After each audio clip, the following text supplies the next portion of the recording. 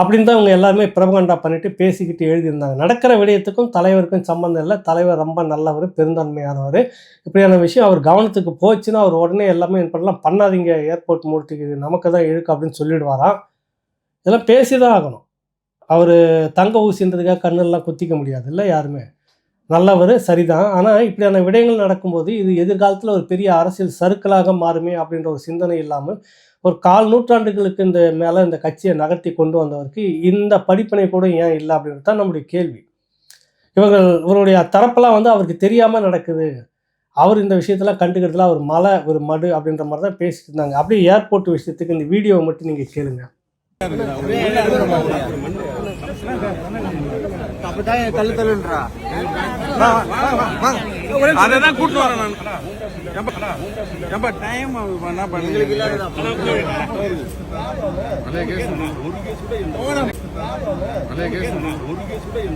இந்த வீடியோவில் தெளிவாக சொல்றாரு. இந்த பார்வேந்தன் சகோதரர் வராரு, பூச்செட்டு கொடுக்குறாரு, அப்புறம் கவர் ஏதோ ஒன்று கொடுக்குறாரு. அநேகமாக அது டாலராக இருக்குது, லண்டனில் செலவு பண்ணுறதுக்கு தெரியல நமக்கு.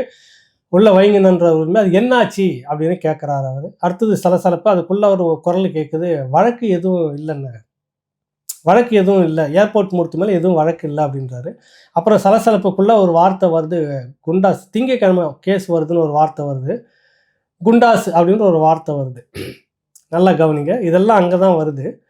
அதுக்கு முன்பாக என்ன அப்படின்னு ஒரு விடயம் என்னக்கா, இன்னைக்கு திங்கக்கிழமை பிஜி கோர்ட்டில், உயர்நீதிமன்ற வளாகத்தில் இருக்க அந்த கோர்ட்டில் வந்துட்டு இன்னைக்கு பிணை அநேகமாக கொடுத்து விடுவார்கள் அப்படின்றது தான் நம்ம சொன்னோம். ஃபார் ஆர்டர் அப்படின்னு தான் அவர் சொல்லியிருந்தார்.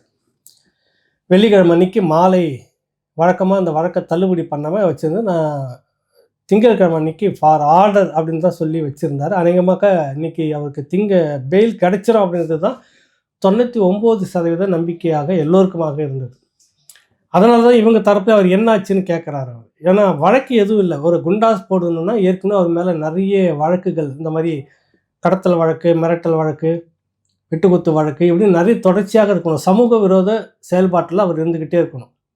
அந்த மாதிரி வழக்குகள்லாம் பார்த்தீங்கன்னா அதில் ஏற்கனவே இருந்த வழக்கெல்லாம் தள்ளுபடி ஆகிடுச்சு. எந்த வழக்கம் இல்லை அப்படின்றத இவரே சொல்கிறார். சகோதரர் விடுதலை சிறுத்தைகளுடைய வழக்கறிஞரே சொல்கிறாரு.